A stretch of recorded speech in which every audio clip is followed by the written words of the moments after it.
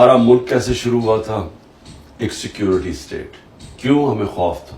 ایک دم آتے ساتھ ہی 47 میں آزادی ہوئی، 48 میں جنگ ہو گئی کشمیر کے اوپر. اس کی وجہ سے ایک خوف آ گیا کہ ہم 7 گنا بڑا ملک ہے ہمارا ہمسایہ، اور وہ ہمیں مانتا ہی نہیں ہے.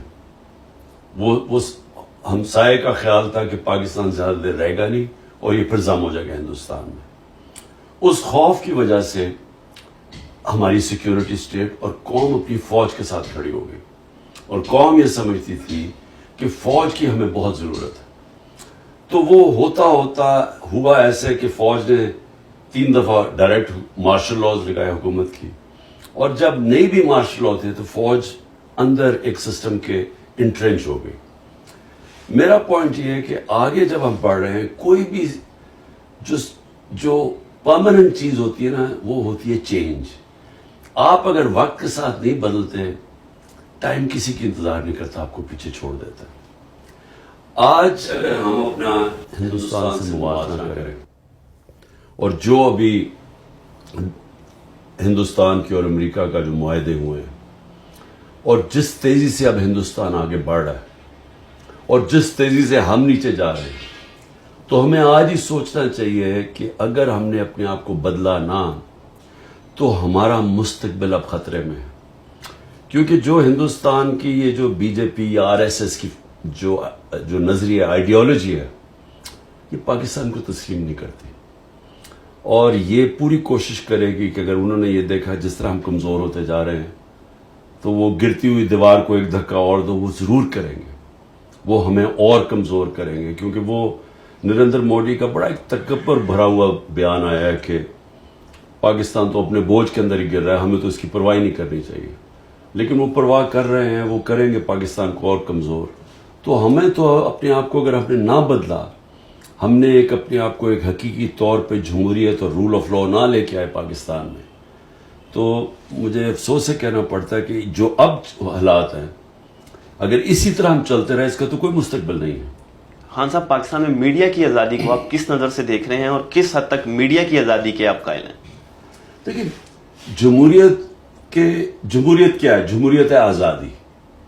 جمہوریت کیوں ہم چاہتے ہیں؟ کیونکہ ہمیں آزاد کر دیتی ہے. کیوں جو ملک جمہوریت جن میں آ جاتی ہے وہ کیوں تیزی سے ترقی کر جاتے ہیں؟ کیونکہ وہ لوگ آزاد ہو جاتے ہیں.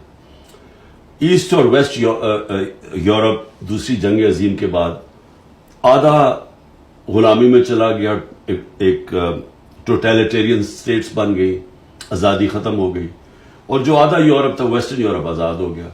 50 سال کے بعد جو آزاد یورپ تھا وہ خوشحال ہو گیا، اوپر چلا گیا، جو غلام تھا وہ نیچے رہ گیا.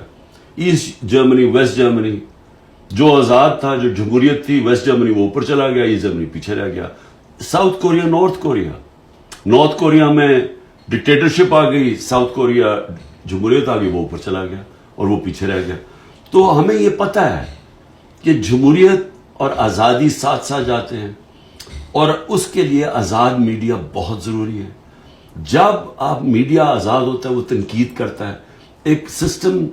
جب ایک سسٹم میں آپ تنقید کرتے ہیں، وہ اس میں اصلاحات کی چانس ہوتی ہے. جب آپ تنقید ختم کر دیتے ہیں، سسٹم ختم ہو جاتا ہے. اور وہی میں نے آپ کو جو مثال دے رہا ہوں کہ یہ سب معاشروں میں جب ڈکٹیٹرشپ میں تنقید ختم ہو جاتی ہے، سسٹم پیچھے رہ جاتے ہیں. تو آزاد میڈیا تو بہت ضروری ہے. یہ ہے کہ اس کو ذمہ دار ہونا چاہیے، اس کے اوپر کربز ہونی چاہیے. جس طرح مغرب میں لائبل کیسز ہوتے ہیں، آپ کسی کی توہین نہیں کر سکتے، لیکن تنقید کرنا ایک معاشرے کے لیے تو خون ہے، اس کا خون بڑھتا ہے.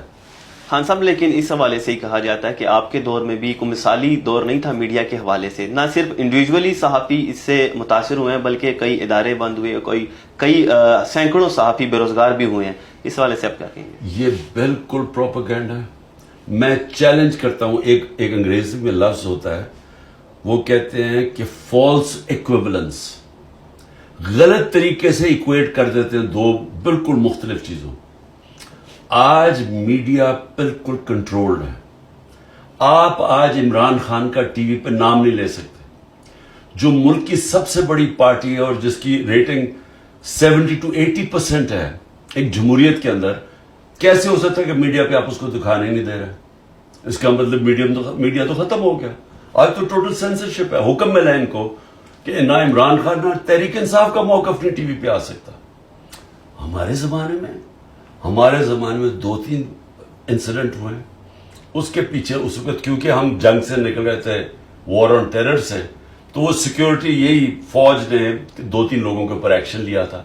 میری گورنمنٹ نے کسی کے اوپر ایکشن لیا, اور ایک جگہ مطیع اللہ جان کو اٹھایا گیا تھا, ہمیں پتہ چلا, اگلے دن ہم نے اس کو چھڑوایا. یعنی ہمیں اب 4-5 ہمارے بڑے صحافی ملک سے باہر چلے گئے ہیں. ایک کو ملک سے باہر گیا, اس کو قتل کروایا, ارشد شریف کو. اس وقت عمران ریاض 1.5 مہینہ ہو گیا, اس کا پتہ ہی نہیں کدھر ہے, اور عدالت کہہ رہی ہے اسے پیش کرو, اس کا پتہ نہیں ہے. 4-5 سینئر صحافیوں کو مارے پڑوائی ہیں. آپ تو کچھ کمپیئر ہی نہیں کر سکتے ہمارے دور اور اس دور کو. یہ تو مارشل لاء میں اتنے برے حالات نہیں تھے جو آج ہے.